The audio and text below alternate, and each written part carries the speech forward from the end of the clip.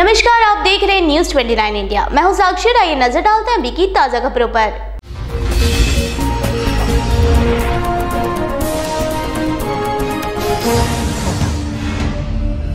बावीसा ब्राह्मण समाज के तत्वाधान में इंदौर के माई मंगेशकर में जन प्रतिभा और मेरिट में आने वाले छात्रों के सम्मान समारोह का आयोजन किया गया। कार्यक्रम में बतौर मुख्य अतिथि अन्ना महाराज और कृष्णा कुमार मौजूद रहे। कार्यक्रम का संचालन विनय पुराणिक ने किया। समाज के अध्यक्ष जगदीश दुबे ने सभी समाजजनों का आभार व्यक्त किया। आयोजन में वरिष्ठ बुजुर्गों का सम्मान किया गया। इनमें सबसे बुजुर्ग महिला जिनकी उम्र 104 साल है, उनका सम्मान भी किया गया।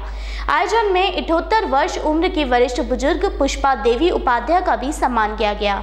Report news 29 India.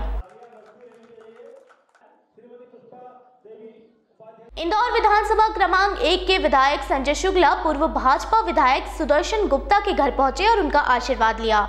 Sudarshan Gupta ने भी संजय शुक्ला को अपना छोटा भाई बताते हुए मिलकर क्षेत्र के विकास की बात कही। चुनाव के पहले और चुनाव के बाद नेताओं के व्यवहार में किस तरह बदलाव आ जाता है, ये कोई नहीं बता सकता।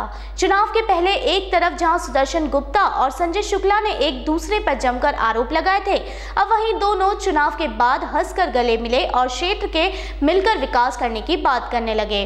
गुप्ता ने भी उनका स्वागत करते हुए पुरानी बातें भूलने की बात कही। वहीं संजय शुक्ला ने कहा कि गुप्ता जी उनके बड़े भाई जैसे हैं और क्षेत्र में कौन से विकास के कार्य अधूरे रह गए हैं, वहीं पूछने के लिए गुप्ता के घर गए थे। इसी दौरान दोनों ने एक दूसरे से गले मिलते हुए पुरानी बातें भूलने की बात कही। Bureau report news 29 India. देखिए, हमारे बड़े भाई हैं, वो 10 साल लगातार विधायक रहे, जो उनका अनुभव आज मेरा काम है कि वो मुझे 5 साल का मौका मिला है, तो उनका अनुभव मैं आज ले लूँगा, तो मेरे को भी 10 साल का अनुभव मिल जाएगा और आगे विकास करना है। ये क्षेत्र मजदूर वर्ग का क्षेत्र है।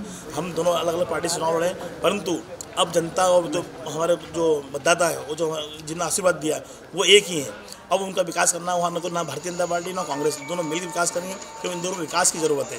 विकास करना है, हमारा क्षेत्र कमज़ोर है, तो उसके लिए विकास के लिए जो भैया ना अधूरे काम छोड़े हुए हैं, जो उनको पूरा करना है। सबसे मेरे लिए पहली प्रायोरिटी है। और जो फाइलें बंद पड़ी हुई भैया को सब मालूम है, तो उनसे मिलना आया हूँ, उनका आशीर्वाद लेना आया हूँ और आगे मुझे ताकत से काम करना है। और उनसे इसलिए मिलना आया हूँ कि मतलब भैया आगे मुझे कैसे क्या काम करना, आप मुझे बताइए। तो पुराने जो चुनाव के समय जो गिले शिकवे थे, उसको दूर कर लेगा। आपको ऐसा लग रहा है कि हम गिले शिकवे, माता जी का आशीर्वाद भी है, भैया का भी आशीर्वाद भी है, भैया का आशीर्वाद कोई नहीं होती है। वो चुनाव में लड़ने की बात होती है, चुनाव में होती है। और वही है, मेरे से कोई गलती हुई मैं भी माफ़ी मांगता हूँ, भैया से भैया भी माफ़ी मांगी है, तो एक दूसरे के लिए तैयार है, क्योंकि अब जनता का विकास करना है। जनता भगवान है, उनके लिए हम दोनों मिल काम करना है। शुक्ला जी की बड़प्पन है कि वो आए हैं और मैंने आज उनका स्वागत किया, आशीर्वाद दिया, माता जी ने आशीर्वाद दिया, भैया ने दिया, भाभी ने दिया।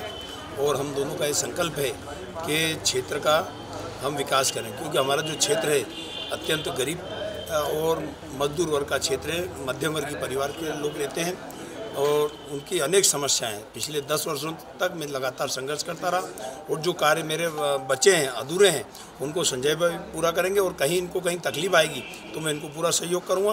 कहीं बैठकर योजना बनानी होगी तो हम दोनों बैठ के योजना बनाएंगे।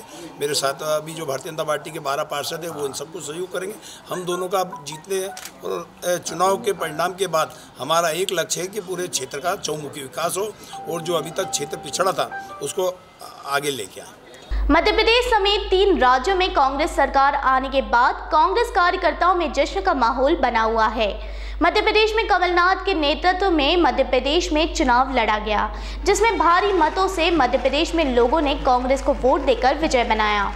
15 साल पिछड़ी कांग्रेस को एक बार फिर मध्य प्रदेश में परचम फैलाने के साथ ही कांग्रेस की सरकार बनाने का दावा पेश किया। कांग्रेस के मुख्यमंत्री कमलनाथ की शपथ के बाद पूरे प्रदेश और शहर में खुशी की लहर है। वहीं MIG चौराहे पर कांग्रेसी कार्यकर्ताओं ने हर्षोल्लास के साथ जश्न मनाया। बड़ी संख्या में कांग्रेसी कार्यकर्ताओं द्वारा MIG चौराहे पर ढोल नगाड़े के साथ मिठाइयां बांटकर शहरवासियों, प्रदेशवासियों को बधाई दी। इस अवसर पर कांग्रेस के कार्यकर्ता मौजूद रहे। Bureau report news 29 India.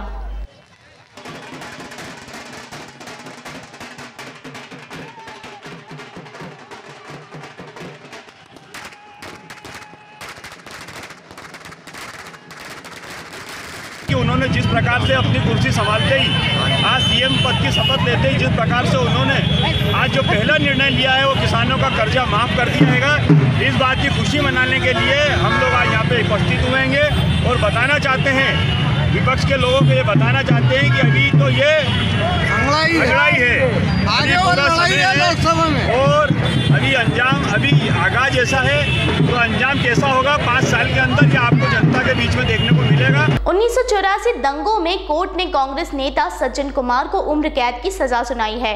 Court के इस फैसले के बाद सिख समाज ने 1984 में सिखों पर हुए हमले और हत्याओं के मामले में प्रदेश के टावर चौराहे पर कांग्रेस और प्रदेश मुख्यमंत्री कमलनाथ के खिलाफ जमकर नारेबाजी करते हुए पुतला दहन किया। इस दौरान सिखों ने 1984 नरसंहार कांड के कमलनाथ को भी आरोपी बताते हुए कड़ी सजा की मांग की है। Bureau report news 29 India.